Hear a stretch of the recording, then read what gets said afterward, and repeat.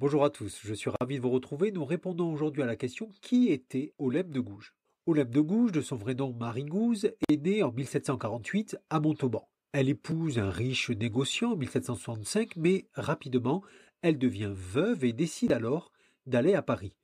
C'est ici que, peu à peu, ses convictions féministes et son engagement dans les événements de la Révolution française à venir vont être déterminants.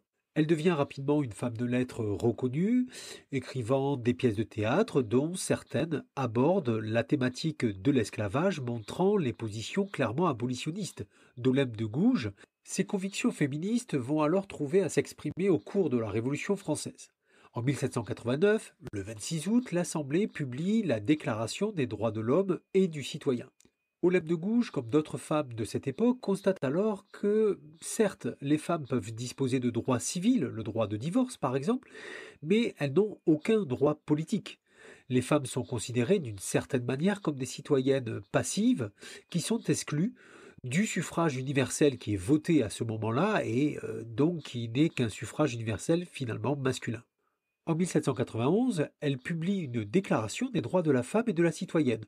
Ce texte est dédié à Marie-Antoinette et il affirme avec force l'égalité des femmes par rapport aux hommes.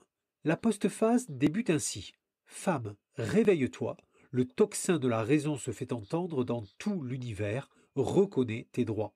En plus du préambule et du postambule, la Déclaration des droits de la femme et de la citoyenne se compose de 17 articles, comme l'original, qui marque pour chacun d'eux une position féministe extrêmement affirmée et dans un style très puissant. Ainsi, nous pouvons prendre l'exemple de l'article 10. Voilà ce qu'elle écrit: La femme a le droit de monter à l'échafaud, elle doit avoir celui de monter à la tribune. Dans ses écrits suivants, elle dénoncera plus largement les excès de la Révolution française, écrivant notamment des pamphlets contre Robespierre et Marat. Accusée d'être proche des Girondins, elle est arrêtée, condamnée à mort par le tribunal révolutionnaire et guillotinée le 3 novembre 1793. Elle est par ailleurs peu à peu oubliée et son travail, et notamment son texte fondamental, va être republié dans les années 80, période de réaffirmation d'ailleurs du féminisme, dont elle deviendra un des porte-paroles posthumes.